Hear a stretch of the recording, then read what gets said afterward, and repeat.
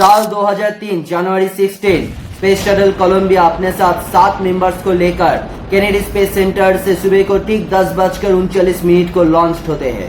इन 7 members में थे commander रिक husband जो कि यूएस एयरफोर्स के कर्नल थे, मिशन पायलट विलियम मैककुल जो कि यूएस नेवी के कमांडर थे जो कि अपने फर्स्ट स्पेस फ्लाइट पर जा रहे थे, payload commander Michael Anderson, mission specialist David Brown and Laurel Clark और first Israeli astronaut for space flight as payload specialist Ilan Ramon और भारत के बेटी flight engineer Kalpana Chawla. Launch के टाइम ही इंसुलेटिंग फोम के एक टुकड़े स्पेस शटल के एक्सटर्नल टैंक से अलग हो जाते हैं और ऑर्बिटर के लेफ्ट विंग में रहे थर्मल प्रोटेक्शन सिस्टम से जाकर टकराते हैं।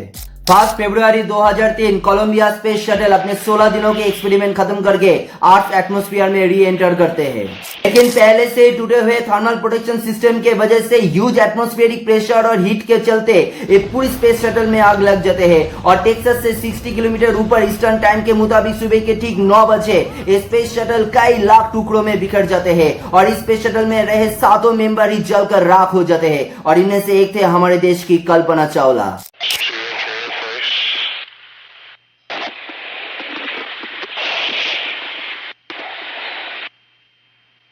I know that, but I can't. Sorry, really, I didn't understand your question.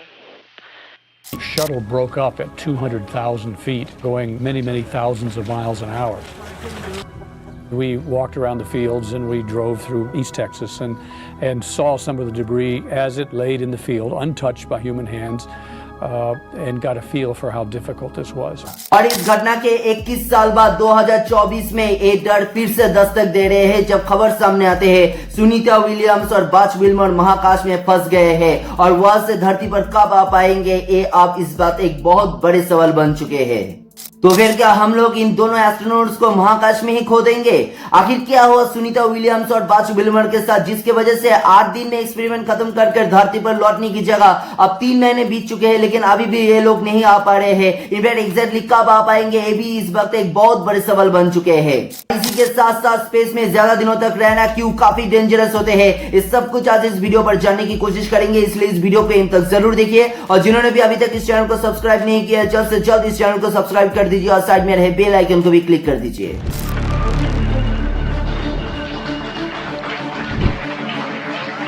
Hello, everybody.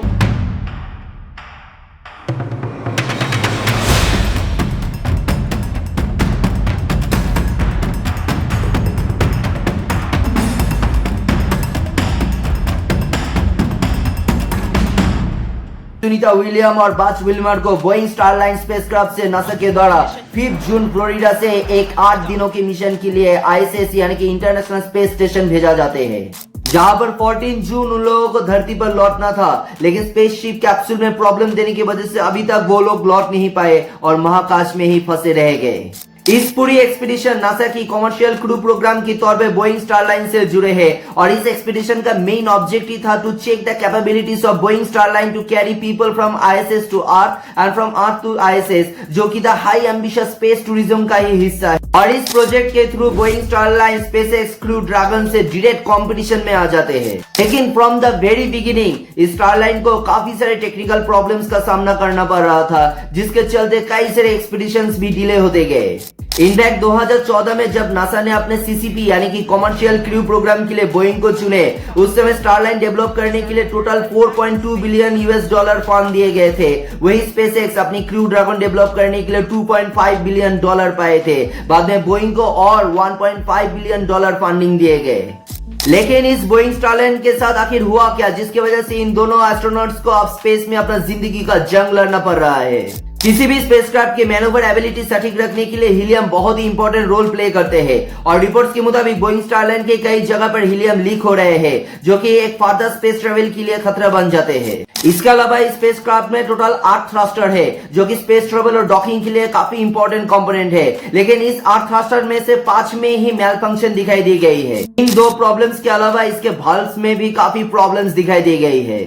23 August times entertainment में छपे एक रिपोर्ट के मुताबिक इस टेक्निकल प्रॉब्लम्स के चलते इन दोनों एस्ट्रोनॉट्स की जिंदगी अब खतरे में आ चुके हैं। In fact former US military space system commander Rudy Ridolfi के मुताबिक रिटर्न मिशन अगर डिले होते रहे तो फिर इन लोगों के पास सर्वाइव करने के लिए बस 96 आवर्स का ही ऑक्सीजन बचे रहेंगे। और बोइंग स्टारलाइन की हालत इस वक्त जो है, इससे अगर इन दोनों एस्ट्रोनॉट्स अर्थ में री एंटर करने की कोशिश करते हैं तो फिर कल्पना चावला की तरह इन दोनों एस्ट्रोनॉट्स भी आसमान में ही पूरी तरह से जलकर राख हो जाएंगे। और इस वक्त नासा के पास सबसे बड़े चैलेंज है इन दोनों एस्ट्रोनॉट्स को सेफली अर्थ में री एंटर करवाना। और यह बड़ी नासा ने सबसे बड़े भयानक एक बयान देते हैं। 24 अगस्त नासा के administrator Bill Nelson press release करके कहते हैं कि इन दोनों एस्ट्रोनॉट्स को अगली साल फरवरी महीने तक इंटरनेशनल स्पेस स्टेशन में ही रहना होगा और अगली साल SpaceX क्रू ड्रैगन कैप्सूल से उन लोगों को वापस लाया जाए। NASA has decided that Butch and Sonny will return with Crew 9 next February.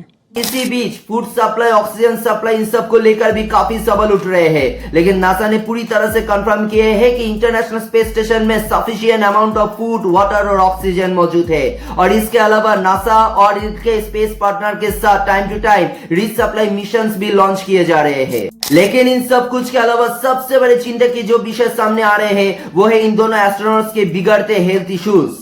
Business today के एक रिपोर्ट के मुताबिक सुनीता विलियम्स की हर एक सेकंड में 3 million red blood cells destroy हो रहे हैं और इसके चलते सुनीता विलियम्स इस वक्त स्पेस एनीमिया के खतरे में है। नेचर मेडिसिन में छपे haemolysis contributes to anaemia during long duration space flight की स्टडी में बताया गया है कि ज्यादा दिनों तक स्पेस में रहने के कारण एस्ट्रोनॉट्स में माइक्रोग्रेविटी कॉम्प्लिकेशंस देखने को मिलते हैं। इसके वजह से एस्ट्रोनॉट्स हेमोलिसिस के शिकार होते हैं, जिसकी वजह से हर एक सेकंड में इन लोगों की 2 से लेकर 3 million red blood cells destroy होने लगते हैं और इसके वजह से फैटिगनेस, वीकनेस के साथ साथ एक्यूट मेंटल डिसऑर्डर और बोन लॉस का भी चांसेस बढ़ने लगते हैं। नासा की तरफ से भी बताया गया कि दुनिया की सबसे ज्यादा space walks for female totalling 29 hours 17 minutes की रिकॉर्ड रखने वाले सुनीता विलियम्स और उनकी पार्टनर बच विल्मर अपने एक्सपेरिमेंट्स इसी हालत में ही कंटिन्यू करते रहेंगे जब तक न री एंटर मिशन एग्जीक्यूट हो रहे हैं।